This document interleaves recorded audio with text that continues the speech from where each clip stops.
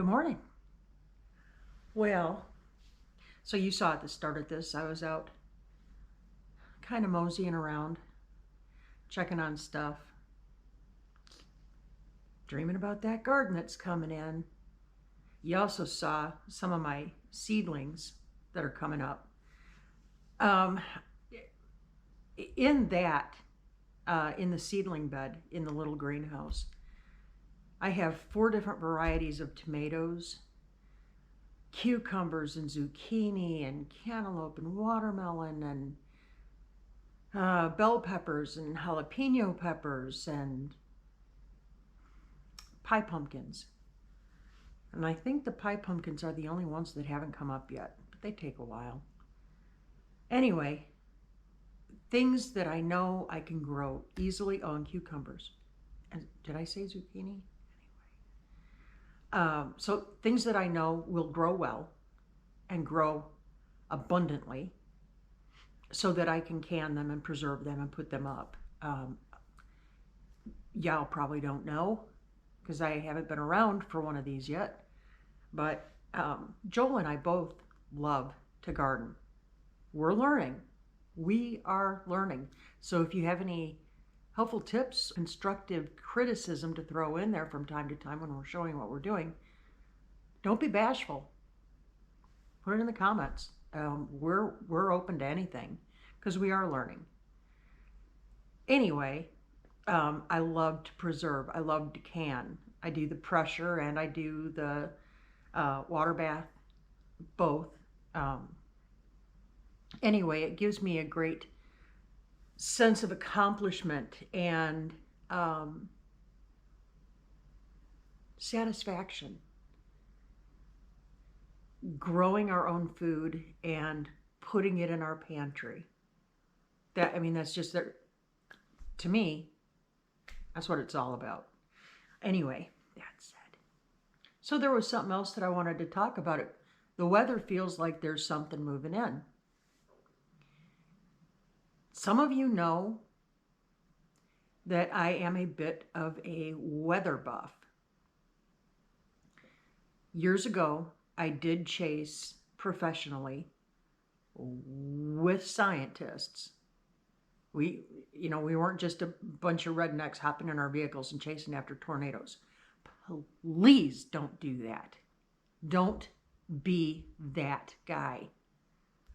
You have to know what you're doing or you end up unalive. Okay? Really, it's that simple. And I've known many chasers who had some experience and thought that they could handle it. And clearly they couldn't because none of them are here to tell us about it anymore. All right, that out of the way. Don't be a donut. Don't chase unless you're with somebody who has a lot of experience.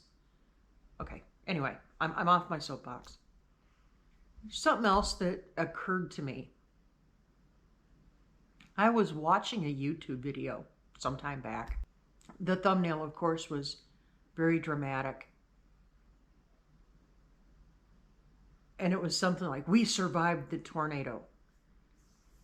Okay, now I'm a tornado survivor. In fact, I survived the biggest the biggest in recorded history. Went right through my living room. Anyway, good times.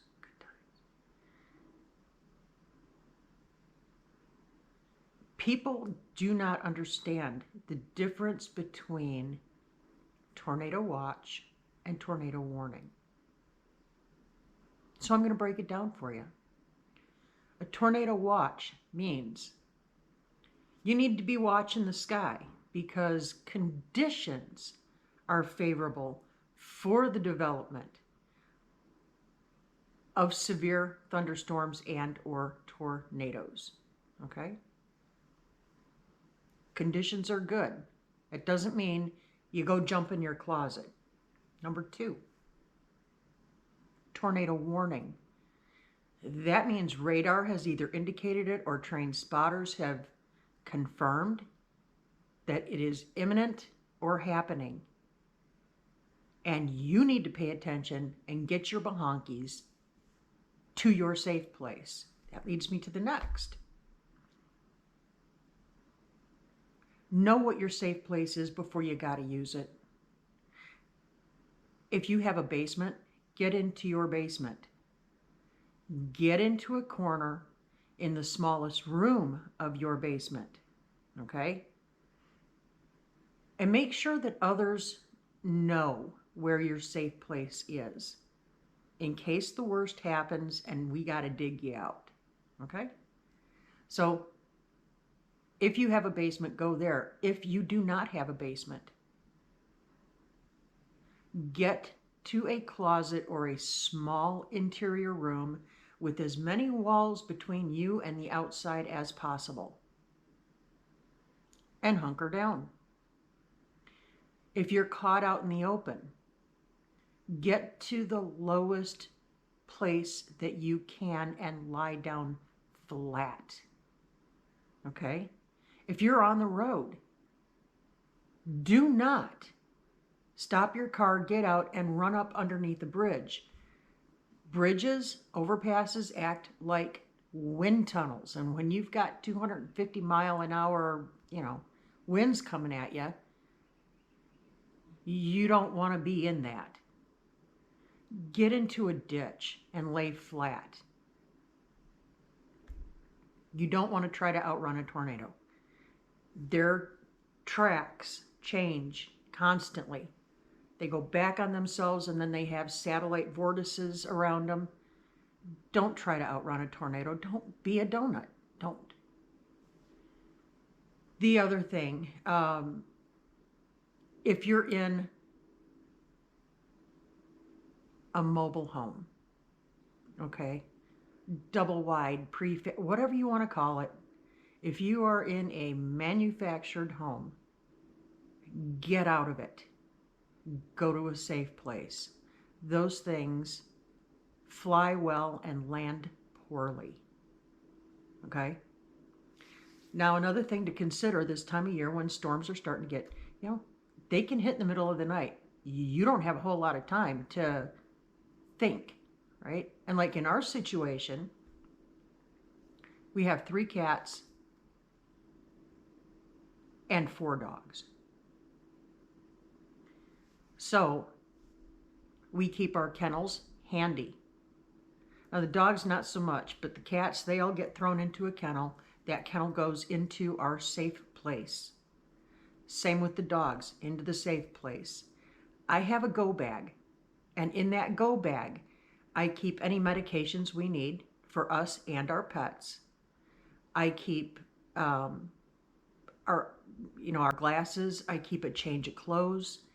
And I keep sturdy work boots handy at all times with that go bag. Because, God forbid if you get hit by a tornado, there's going to be a lot of glass, there's going to be a lot of debris, a lot of nails. You don't want to be walking around in that. In your tennis shoes or your bedroom slippers or barefooted. So think about that. Have a good sturdy pair of shoes or boots, whatever you got, with your go bag. Keep your go bag in your safe room. Okay? Then if the worst happens, all you got to do is grab what you got to grab and get in. I think it's good to talk about. And March is, I think, Severe Weather Awareness Month. Anyway, so it's kind of good timing for that. I wanted to share with you something that I have been hunting for since I moved back here and since we moved here together last year. We're coming up on a year, y'all. We've gotten a lot done. I think I'm going to put together a compilation video of what we've gotten done this year, but I'm still trying to work it out in my brain because there's a lot of moving pieces to that one. Anyway, I've been looking for this particular thing since I came back. The first time I lived here, before I was hit by the tornado, I had an entire collection of these. Every single one of them that was made at the time, I had one of. So I want to show you what arrived for me yesterday. Y'all, I'm so excited. I'm going to see this. This, can you see him? This is a hand-blown Terra Studios Bluebird of Happiness. So iconically Arkansas. So Terra Studios is up outside of Fayetteville, family owned and operated for generations. And I think they are discontinuing the Bluebird of Happiness. I don't know that for sure, but I had heard something that they were going to stop making these. And they make a variety of them. They make some pink ones for cancer awareness, and they make several different kinds. Anyway, that arrived for me yesterday, and I'm so happy. So he sits on my shelf right by the front door, so I see him coming and going. Yeah, I'm kind of odd like that. So today, I'm going to try to get some more of my stuff knocked out. It's just never ending. I was just talking to a friend of mine last night, Tara at White Rock, and she was saying the same thing. This time of year, you cannot get caught up. There is so much to do. So how do you eat an elephant? One bite at a time. You just keep going. And I don't mean to sound like I'm complaining. I'm certainly not. I love it. But it can be bone-crushingly exhausting too. I'm going to be straight up about it. So yeah, we've still got to get all the beds put together, or beds, garden beds put together. And we were looking last night. Joel had to dig a couple of holes, put in a couple of posts for a new gate going into the backyard. The boys, my Bernese Mountain Dogs, the boys have figured out how to climb over the existing gate and just set themselves free. Just running around willy-nilly. I'll see this flash of a black tail running past the front window, and anyway, they're good boys. It's a game for them anymore. They get out and they know I'm going to go out there. So it has turned into a game of sorts. They know that as soon as they go over the fence, I'm going to be out there. And they think it's playtime. I do not play. I tell them to come. And I bring them in the house. I do not let our dogs run loose around here. We've got so many dogs that come through here. I won't do it. I won't do it. I do not let our dogs run loose. If you value your pets, keep them at home. Don't be whining about them if they come up missing or dead out here in the woods. If something happens to them out there, that's on you. If you value them, keep them at home. It's that simple. Speaking of which, we need to build a catio. We had 2 of them back in Colorado because our cats are indoor cats, but they want to be outdoor cats. So we needed to find a way where they could get fresh air and get outside and be in the sunshine and have all that. So we built catios. We need to build a catio here. I think it ought to go off of the new edition for the new master, but that's just me. Well, until we make that pipe dream happen, we have other things to do. I think the big thing that we're going to tackle this year is the outdoor kitchen, because that serves a purpose. That serves a serious purpose. So get the outdoor kitchen done, and I'd like to get the fire pit installed so that we can have a nice little area where we can get together.